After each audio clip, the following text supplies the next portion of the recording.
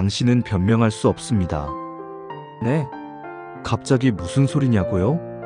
로마서 1장 20절의 충격적인 한마디입니다.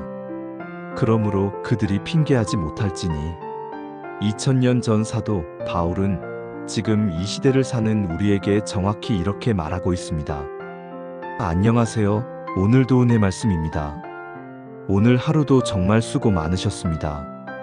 직장에서, 집에서, 각자의 자리에서 최선을 다하며 살아가시는 여러분께 깊은 위로를 전합니다. 오늘부터 우리는 새로운 여정을 시작합니다. 바로 로마서입니다. 로마서는 성경 중에서도 가장 조직적이고 논리적으로 복음을 설명하는 책입니다. 마틴 루터는 로마서를 읽고 종교개혁을 일으켰고, 존 웨슬리는 로마서를 듣고 회심했습니다. 어거스틴도 로마서로 인생이 바뀌었죠. 그만큼 로마서는 우리 인생을 송두리째 바꿀 수 있는 능력이 있는 말씀입니다. 그 첫 번째 장 로마서 1장을 지금부터 함께 살펴보겠습니다. 복음, 이것이 능력입니다. 로마서는 바울이 로마에 있는 교회에 보낸 편지입니다. 당시 로마는 세계의 중심이었어요. 모든 권력과 부와 문화가 모여있는 곳이었죠. 그런데 바울은 그 로마 한복판에 복음을 전하려고 합니다. 바울은 자신을 이렇게 소개합니다. 예수 그리스도의 종 바울. 종이라는 단어를 주목해 보세요. 당시 로마에서 종은 가장 낮은 신분이었습니다. 그런데 바울은 자랑스럽게 자신을 종이라고 말합니다. 왜 그랬을까요? 바울에게는 이제 다른 주인이 생겼기 때문입니다. 예수 그리스도라는 주인 말이에요. 그 주인을 섬기는 것이 바울에게는 최고의 영광이었습니다. 바울은 복음에 대해 이렇게 말합니다. 내가 복음을 부끄러워하지 아니하노니 이 복음은 모든 믿는 자에게 구원을 주시는 하나님의 능력이 됨이라. 여러분, 복음이 무엇입니까? 복음은 단순히 좋은 소식이 아닙니다. 복음은 능력입니다. 능력, 우리 인생을 바꾸는 능력, 죄에서 구원하는 능력, 새로운 사람으로 만드는 능력입니다. 생각해 보세요. 우리는 평생 능력을 추구하며 살아왔습니다. 돈의 능력, 권력의 능력, 지식의 능력, 인맥의 능력. 하지만 그 어떤 능력도 우리를 진정으로 자유롭게 하지 못했습니다. 여전히 우리는 불안하고 두렵고 공허합니다. 그런데 복음은 다릅니다. 복음은 우리를 구원하는 하나님의 능력입니다. 돈이 많아도, 권력이 있어도, 지식이 뛰어나도 구원받지 못하면 아무 소용이 없습니다. 반대로 가난해도, 권력이 없어도, 배우지 못했어도 복음을 믿으면 구원받습니다. 바울은 이 복음이 먼저는 유대인에게요, 그리고 헬라인에게라고 말합니다. 모든 사람에게 열려있다는 뜻입니다. 나이, 성별, 학벌, 재산, 지위에 관계없이 누구나 이 복음을 믿으면 구원받습니다. 그리고 바울은 복음의 핵심을 이렇게 요약합니다. 복음에는 하나님의 의가 나타나서 믿음으로 믿음에 이르게 하나니 기록된 바 오직 의인은 믿음으로 말미암아 살리라 함과 같으니라. 의인은 믿음으로 살아간다. 이것이 로마서 전체를 관통하는 핵심 메시지입니다. 우리의 노력이나 행위가 아니라 오직 믿음으로 의롭다 함을 받는다는 것이죠. 여러분은 어떻게 살고 계십니까? 내 힘으로, 내 노력으로 살려고 애쓰고 계신가요?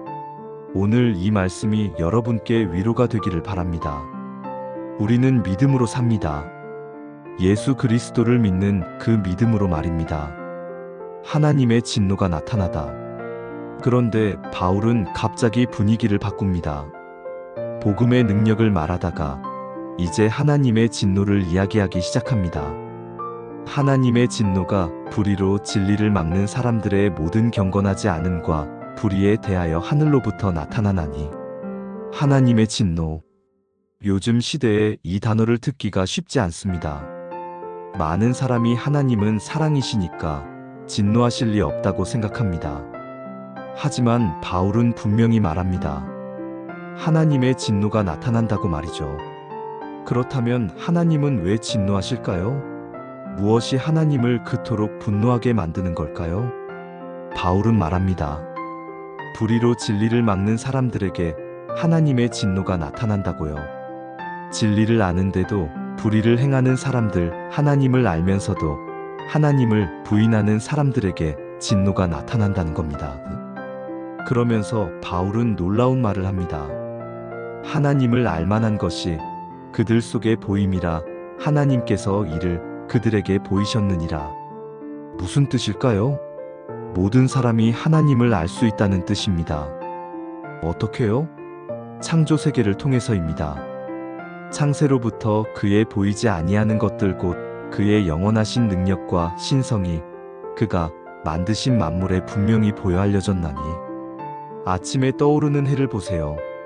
밤하늘의 별들을 보세요. 봄에 피어나는 꽃들을 보세요. 여름의 초록, 가을의 단풍, 겨울의 눈. 이 모든 것이 하나님의 존재를 증명합니다. 우리 몸을 생각해 보세요. 심장이 하루에 10만 번 뛰고 우리가 자는 동안에도 폐는 쉬지 않고 숨을 쉽니다. 이 놀라운 설계를 보면 창조주가 계시다는 것을 알 수 있지 않습니까? 그래서 바울은 이렇게 말합니다. 그러므로 그들이 핑계하지 못할지니 아무도 저는 하나님을 몰랐습니다 라고 변명할 수 없다는 겁니다. 창조 세계가 하나님을 증거하고 있으니까요. 그런데 인간은 어떻게 했습니까? 하나님을 알되 하나님을 영화롭게도 아니하며 감사하지도 아니하고 알면서도 무시했습니다. 알면서도 감사하지 않았습니다. 혹시 여러분도 그렇지 않으셨나요? 매일 아침 눈을 뜰 수 있는 것, 숨을 쉴 수 있는 것, 밥을 먹을 수 있는 것, 이 모든 것이 하나님의 은혜인데 당연하게 여기며 살아오지 않으셨나요? 바울은 계속해서 말합니다. 사람들이 스스로 지혜 있다 하나 어리석게 되어 썩어지지 아니하는 하나님의 영광을 썩어질 사람과 새와 짐승과 기어다니는 동물 모양의 우상으로 바꾸었느니라. 하나님 대신 다른 것을 섬기기 시작했다는 겁니다.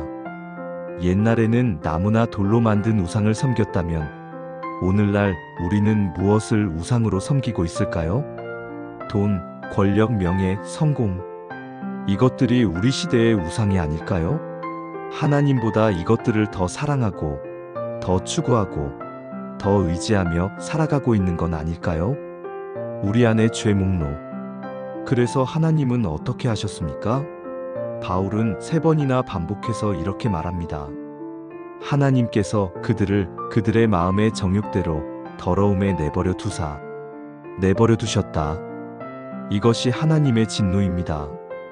벌을 주시는 것이 아니라 그냥 내버려 두시는 겁니다. 네가 원하는 대로 살아라. 하나님 없이 살고 싶다면 그렇게 살아봐라. 그 결과가 어떻게 되었습니까? 바울은 긴 죄의 목록을 나열합니다.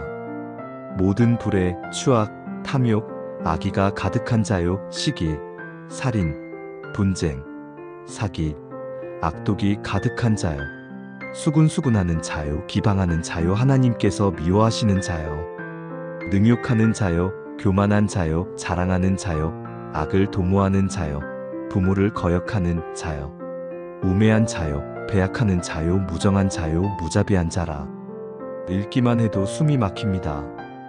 이것이 하나님 없이 사는 인간의 모습입니다. 그런데 여러분, 이 목록을 읽으면서 어떤 생각이 드십니까? 나는 저렇게 나쁜 사람이 아닌데. 이런 생각이 드시나요? 살인은 안 했으니까, 도둑질은 안 했으니까 나는 괜찮다고 생각하시나요? 하지만 자세히 보세요. 살인만 있는 게 아닙니다. 시기, 분쟁, 수군수군함, 비방, 교만, 자랑. 이런 것들도 있습니다. 시기해 본 적 없으세요? 다른 사람이 잘 되는 걸 보면서 속으로 불편했던 적 없으세요? 분쟁. 가족과 다투고, 동료와 싸우고, 이웃과 갈등한 적 없으세요? 수군수군함. 뒤에서 누군가를 험담한 적 없으세요? 비방. SNS에서 누군가를 비난하는 글을 쓰거나 좋아요를 누른 적 없으세요? 교만. 내가 남보다 낫다고 생각한 적 없으세요? 자랑. 내 자녀, 내 재산, 내 업적을 자랑한 적 없으세요? 이렇게 보면 우리 모두가 이 목록 안에 있습니다. 정도의 차이는 있을지 몰라도 우리 모두는 죄인입니다. 바울은 마지막으로 이렇게 말합니다. 그들이 이 같은 일을 행하는 자는 사형에 해당한다고 하나님께서 정하심을 알고도 자기들만 행할 뿐 아니라 또한 그런 일을 행하는 자들을 옳다 하느니라. 무섭습니다. 죄를 짓는 것도 모자라서 다른 사람이 죄를 짓는 것을 보고 박수를 치고 옳다고 한다는 겁니다. 요즘 세상을 보세요. 거짓말하는 정치인을 응원하고 부정직한 사람을 영웅으로 만들고 음란함을 문화라고 포장하지 않습니까? 죄를 죄라고 부르지 않고 오히려 정상이라고, 자유라고, 권리라고 부르지 않습니까? 이것이 로마서 1장이 그리는 인간의 모습입니다. 하나님 없이 사는 인간의 비참한 모습입니다. 그럼 우리는 어떻게? 여기까지 들으시면서 마음이 무거워지셨을 겁니다. 우리 모두가 죄인이라니, 우리 모두가 하나님의 진노 아래 있다니. 그렇다면 희망이 없는 걸까요? 우리는 그저 절망 속에서 살아가야 하는 걸까요? 아닙니다. 로마서 1장은 절망으로 끝나지 않습니다. 기억하세요. 로마서 1장은 복음으로 시작했습니다. 복음은 모든 믿는 자에게 구원을 주시는 하나님의 능력이 됨이라. 바울은 왜 우리의 죄를 이렇게 낱낱이 드러냈을까요? 우리를 정죄하기 위해서가 아닙니다. 우리에게 복음이 얼마나 필요한지 보여주기 위해서입니다. 의사가 병을 진단하는 이유는 환자를 괴롭히기 위해서가 아니잖아요. 치료하기 위해서입니다.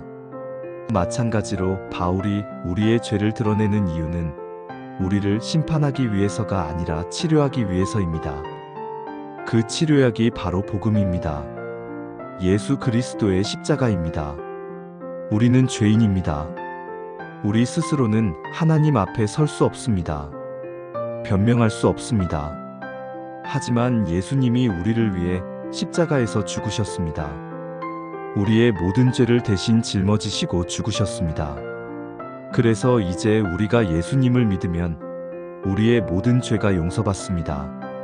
하나님의 진노가 아니라 하나님의 사랑 안으로 들어가게 됩니다. 오늘 이 말씀을 들으시는 여러분, 혹시 죄책감에 시달리고 계신가요? 내가 너무 많은 잘못을 저질러서 하나님이 나를 용서하실 리 없다고 생각하시나요? 로마서는 우리에게 말합니다. 아무리 큰 죄를 지었어도 복음은 우리를 구원하는 하나님의 능력이라고요. 그 어떤 죄도 하나님의 사랑보다 크지 않다고요. 오늘 하루 여러분의 죄를 하나님 앞에 고백하시기 바랍니다. 그리고 예수님의 십자가를 바라보시기 바랍니다. 그 십자가가 여러분의 모든 죄를 덮었습니다.